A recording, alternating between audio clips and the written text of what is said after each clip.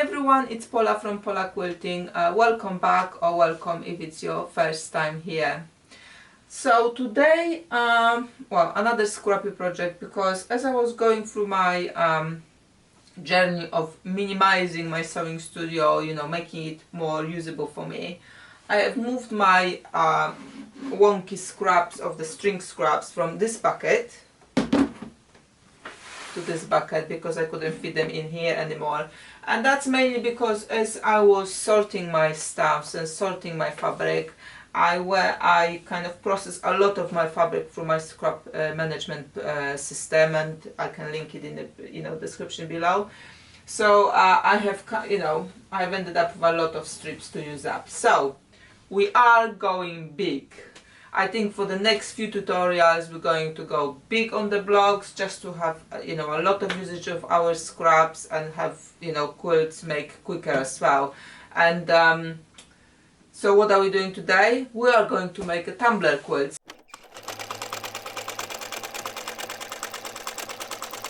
So I made this tumbler quilt some time ago, and this was those are small tumblers, just one fabric per tumbler. The height of the block is 4.5 inches, so 4 finished. So small standard size tumbler blocks. This time we're going large. I will be making my own template because obviously I won't be able to buy a huge tumbler template anywhere else. But that's not the problem, and we will be making it a little bit different, so we'll be using the strips. So let's get started.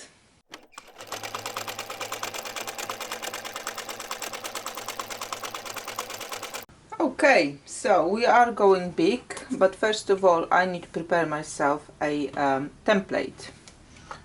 So I've got a kind of very thin carton board, or this is actually a comic book backing which I'm using to wrap the fabric around. So I've got some spare ones and I use them if I want to make a specific template. So how wide is it?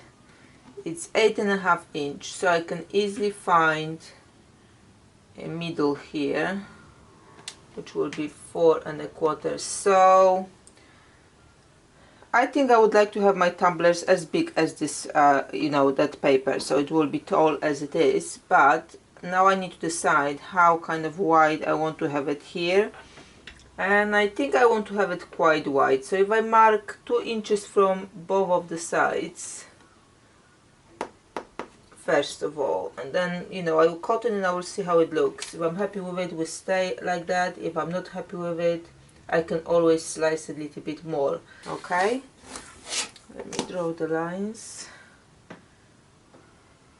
I could cut it straight away, but I will draw the lines just to see how it looks. Yes, I think as a shape wise I'm happy with it. Not too narrow, so I can have a nice bit here at the top as the beginning of the block, and then add extra bits here. Okay, so I'm ready to cut it. Now if you don't have a the type of piece of paper, a little bit thicker paper, you can use the back of the cereals or any other packaging big enough for the template you want to make. So just have a look around your home what you've got there available. Okay, so that's my template. Now it's a little bit less than 11, so should I make it 10.5? Okay, so it's 10.5 tall, and then I've got it wide at the moment about 4.75. So I will do some calculations now about how many of those I will need for the probably lap size of the quilt. For the charity ones, lap size is like a perfect size because it's big enough for a child and big enough for a grown-up. Okay, now I need to find out how many of my blocks do I need to make. So I've got my cheat sheet with the most common sizes, and since I know my tumbler is 8.5 inch wide on one side and 10.5 inch long, more or less, doesn't have to be exact at this point, just for checking the sizes. Then I can figure out how many I need. So I'm using for that my graph paper. My graph paper is available as a free download with other cheat sheets from the Pola Quilting with Friends. Okay, so I'm going to be making a lap quilt. So from my cheat sheet, I know that if I would just make a quilt from 8.5-inch blocks, 8 inches finished, then I would need to have a grid 6 by 7. So I know I need 7 down, 5, and I'm drawing here 7 down, and each cell is 2 inch basically finished. So I've made 1, 2, 3, 4, 5, 6, 7. Then if I wanted to make a lap quilt from the 10.5-inch blocks, I would need to have a grid 5 by 6. So I would need to have a 5 columns. So again, I will draw 5. So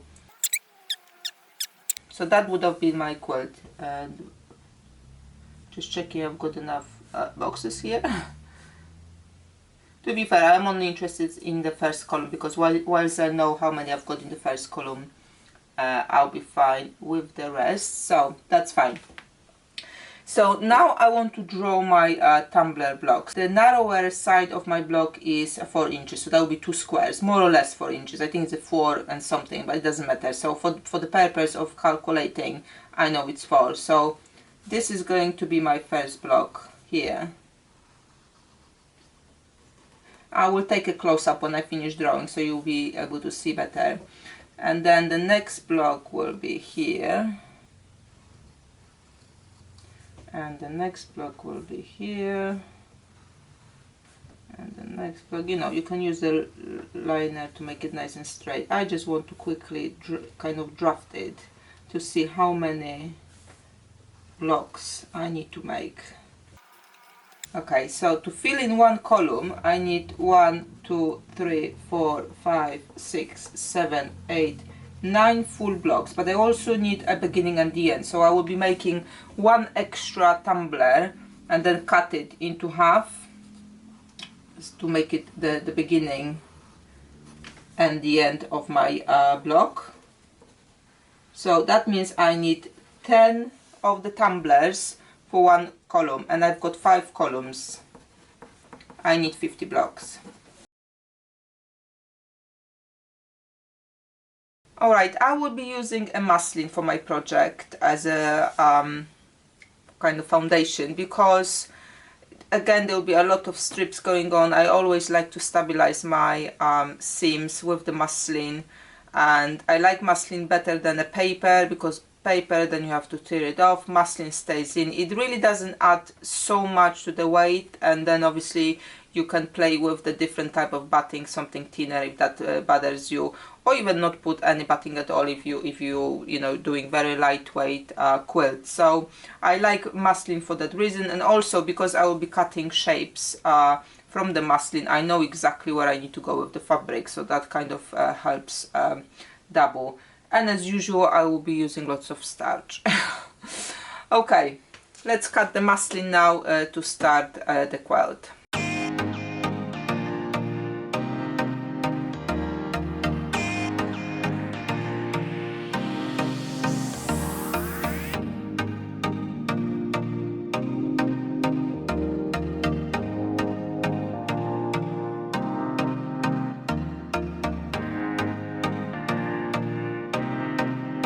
Okay, so what I need for my blocks is a starter, basically, which will be a triangle. And I went through my scrap box with this, you know, ready-made blocks or squares and other shapes I've got in my bucket, and I've pulled out some of the fabrics which I would not necessarily be able to use in normal quilt, but I can use if I've got the background from the muslin. So those are the cotton fabrics which actually got some holes, lace type of cotton. I had the blouse made out of it, which I have not been wearing, so I cut it and repurpose it. There are some bits with the flowers, so that's one fabric. This was a Indian kids clothes I bought myself from India when I was there on a trip, and obviously my kids outgrow this already, and it's very nicely embroidered, so I wanted to incorporate it as well. It's a cotton as well.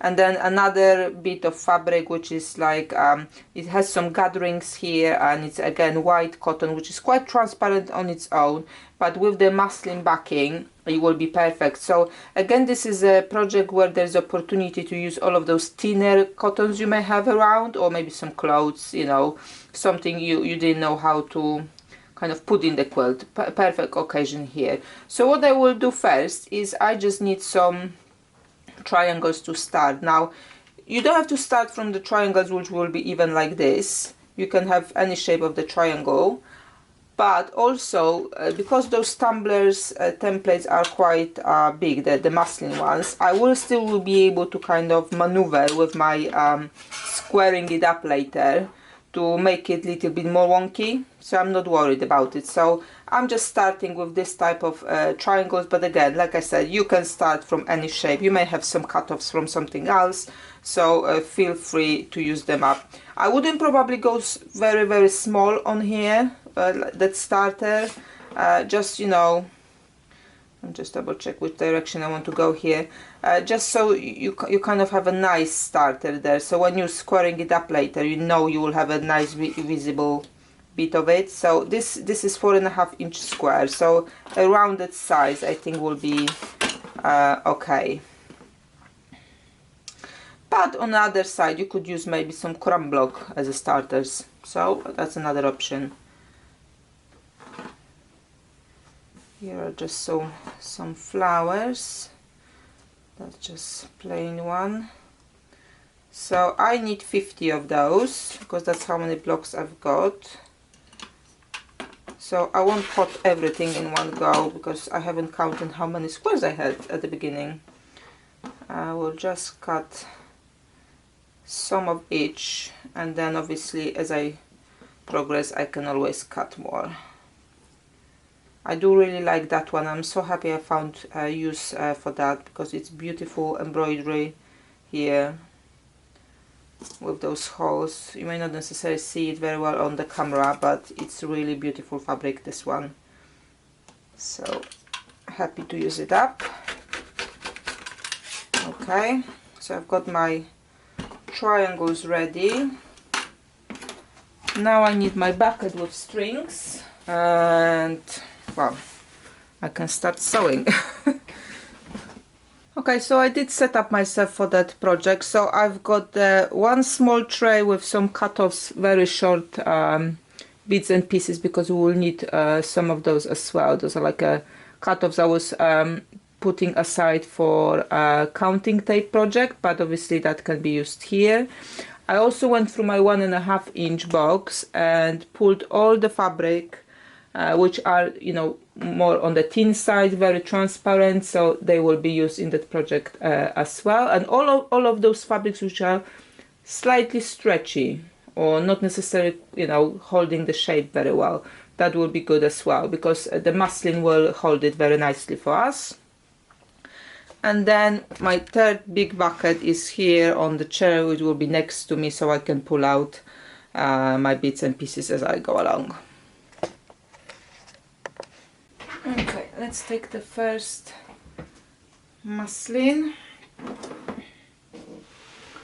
So I will put my triangle at the bottom, and I'm not going to the like very end of that muslin here. I think I can just double check. Yeah, you can see there's a lot of spare around, so I'm not worried, because I want to have that room here to perhaps make it a little bit more wonky when I'm squaring it up, so that gives me that room for maneuver. So triangle first, and then let's fish for some smaller strips at the beginning. Now my machine setup is obviously I just got normal foot, because it's not a 1/4 inch we'll be using, or you can if you want to, but the seam allowance is not relevant in this point. But I'm narrowing the stitch length to 1/8. I just like to, you know, keep it nice and steady. So I've got a piece of here which was cut from something else, so there are 4 bits of fabric on this one. I will use it somewhere. It's just too long to kind of waste it on that first bit where I need just a short piece of fabric. Oh, that will be good. So it's not even, but I will use it here anyway. So it's handy to have a pair of scissors. I just need to kind of shorten it up a little bit, and we can start. I wonder whether I can do it without going to ironing, because if I could, that is going to be very quick sewing, but let's have a look.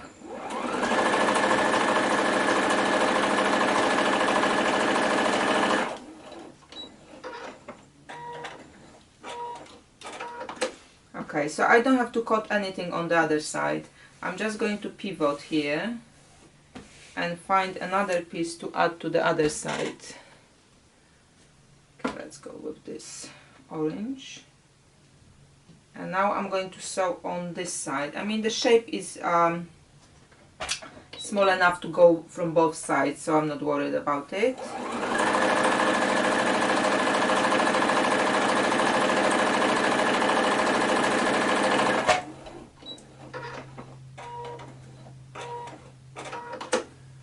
Okay, I will cut out this bit here, but if it was shorter I wouldn't.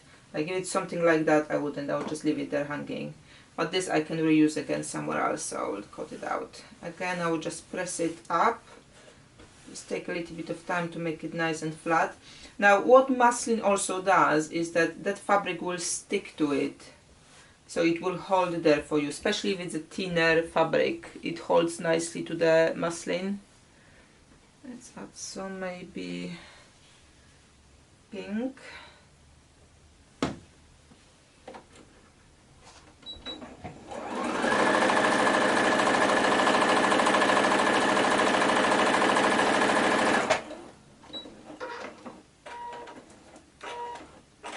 this is piece of the shirt, so it's thicker cotton. Let's have a look if I can still finger press those.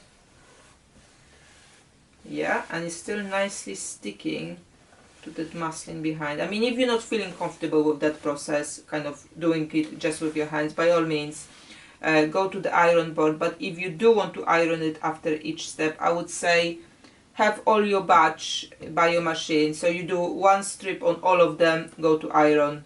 Add the strip on all of them, go to iron. Or at least on maybe batch of 10 or something. Don't just do 1 at a time, it's going to take more time. So let's add next strip. Again, piece of shirt. Yeah, now we go in here. I'm not color coordinating anything here.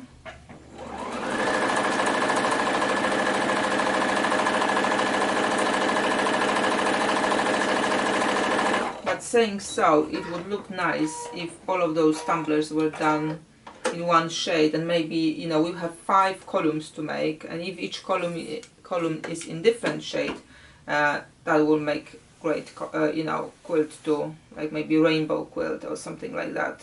That's a good idea actually.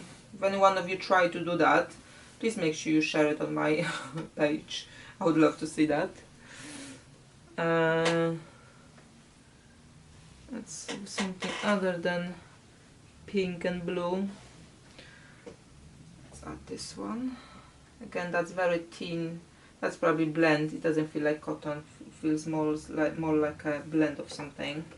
But again, with the muslin backing, and it's reused fabric, it's not new one, so no stretching, no dyeing issues.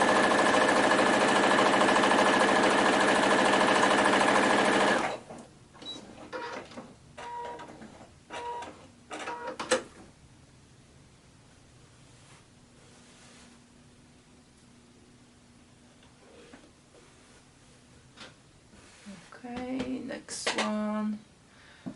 Also had some nice kind of on the white side stuff, which again, this is very transparent piece of fabric, but because of the muslin I can add it now.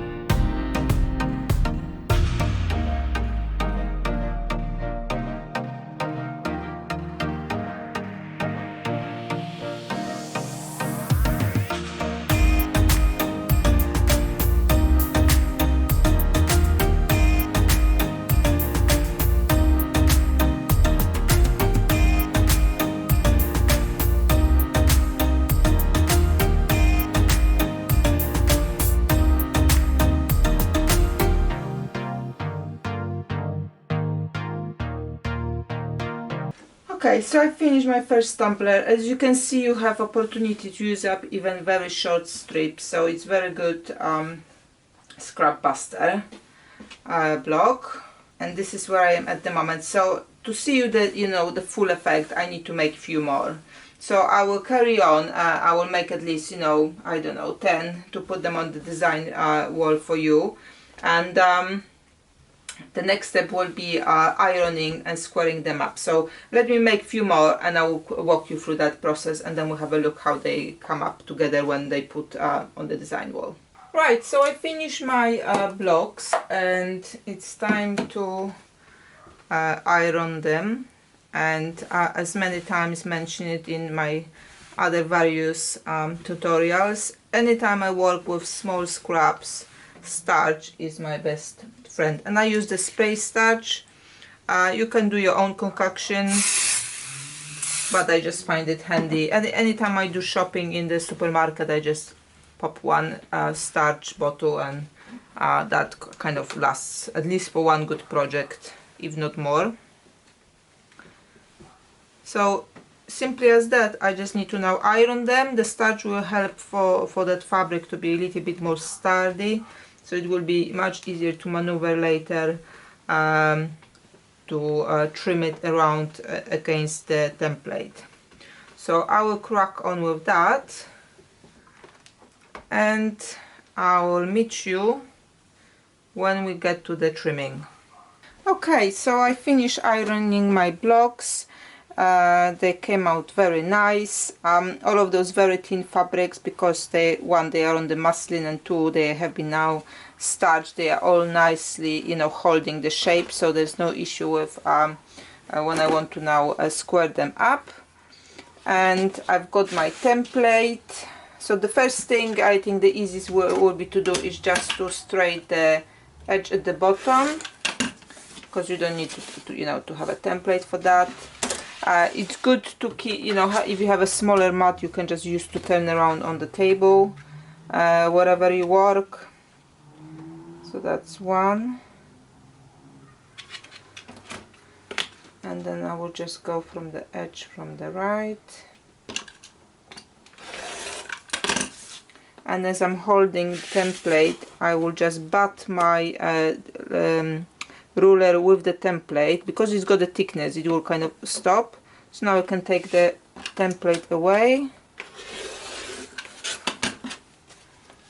and then there will be just last cut. I need to kind of align it again and cut. Now, because it's made of many seams, it will give a little bit as well if you cut something a little bit too small, so it's fine. So let's have a look. Very nice. I really do like it. So the second thing you could do is I made my template 10.5 inches tall, and I do have a 10.5 inch ruler. So if you have maybe ruler that size, what you can do is just use that ruler first to kind of crop top and the bottom, and then just put the template to do the sides. So depend what tools you have available. You could possibly work with that one as well, or when you're doing your template, or when you're making your template, just see what rulers you've got, and make the template so you can use the ruler quicker later to square them up.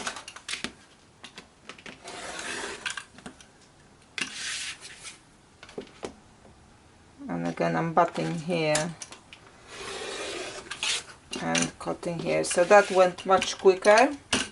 So if I put those two together, ooh, very nice. I really do like it how it's coming together. So they are wonky. They have got different sizes, different colors, so it's going to be very colorful quilt. But I hope once we put it together in those rows, in more of them, that will kind of make more sense. with that design. Okay, I will carry on with the cutting, and I will show you the design board how they look together. I finished my tumbler blocks, but I still need to have some top and bottom done for them, which will be half of my tumbler. Now, I had a little bit of dilemma what to put at the top and the bottom. So first I thought I will make, you know, a few more of the tumblers and cut them. Then I thought I will just choose nice fabric from my stash to go at the top or bottom. But I think the just piece of fabric kind of just wouldn't match. So I've got those big crumb blocks I did some time ago. You know, I always got some ready-made because, you know, you may always need them for something. I will use those. The crumb blocks, I've got a video about how to make them as well, so you can have a look. But with these ones I started with some small pieces inside, and then as I was progressing to bigger and bigger places, I was like, you know, I just wanted to finish them and make them big. So they are 12.5 inches square, so quite big piece. So you can see there's a little bit of small pieces, and then I was just adding, you know, 2.5 inches strips or whatever I had left, so just to speed up the process. But because there's at least a little bit of those small pieces, it still look good. And then as I was squaring them up, whatever was left cut out from the previous block, I was just adding to another block as well. So still, you know, funky crumb block, but it took a little bit less time to make them, I have to say. So I will need to cut them obviously to the shape of the tumbler, and then I will just cut them into halves. Okay, now I need to cut them into halves. So I'm just using my mat for that, and I'm just aligning my top straight with a line. Doesn't have to be a particular one. So top or edge is 8.5 inches. So I need to find 4.25. I line it at the top, and then just go with the lines here to make it nice and straight, and cut into half. So that will be my top edge, and that will be another one somewhere.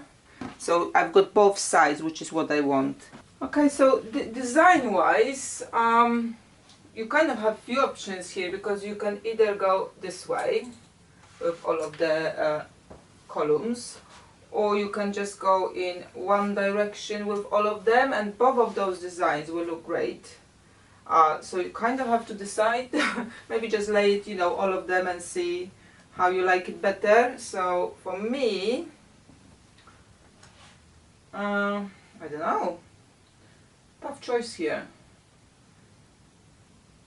I think I will go with this design on this occasion, though this one looks good too. Very tough choice. But yeah, let me just focus on that one first. To be fair, when I get to the floor to actually lay them out, I might change my mind. But for the purpose of showing those tops and bottoms, so let's just use that layout. So this is how they go together. And then in here we'll be adding those pieces I just cut. So I can just put a little bit more. Now if it goes this way on the leg, that will look good. So at least you have 4 different layouts you can work with. So that's one, and let's add top and the bottom to it now. So I'm just looking where my straight edge is. So that's my straight edge there.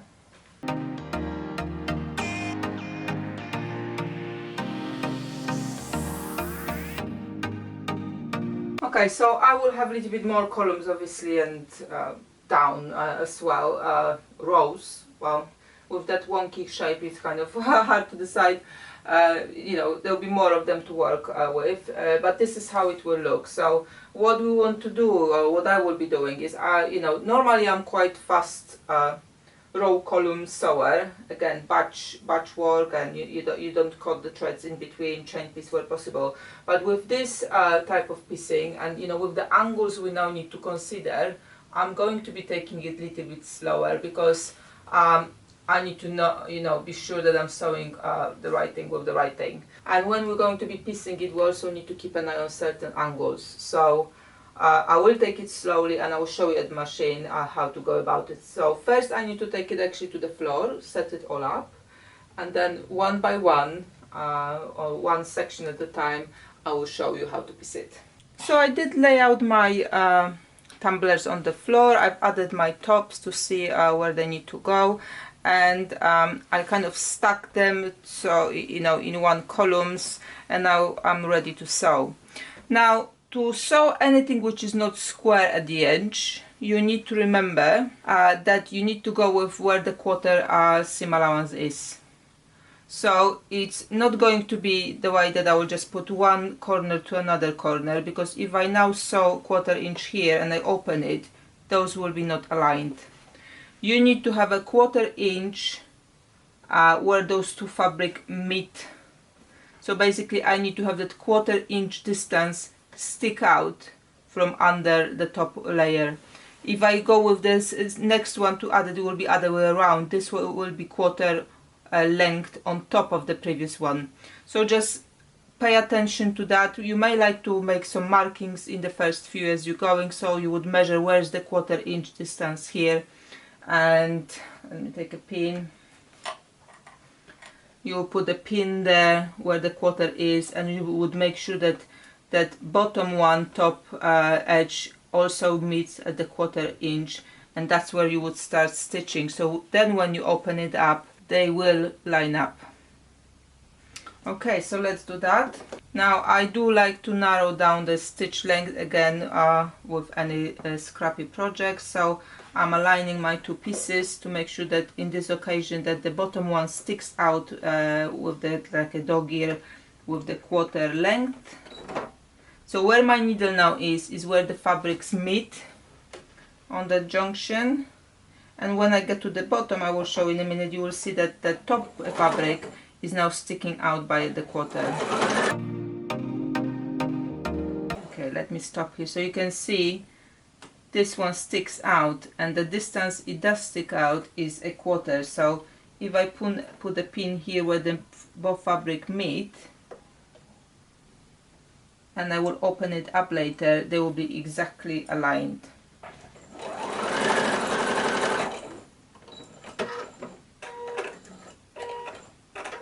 So let me just take some close-ups here so you can see very well.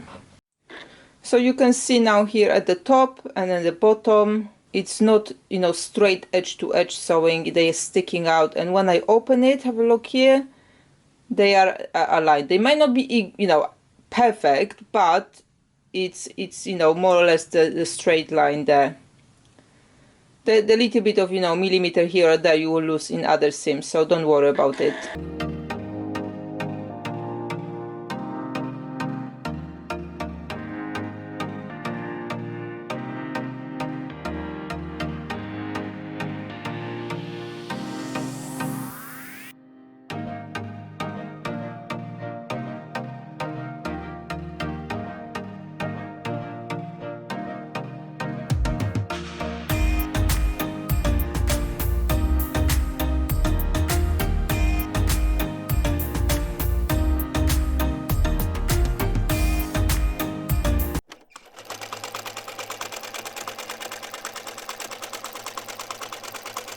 And here it is, my finished tumbler, huge tumbler quilt. I put the rows or columns together.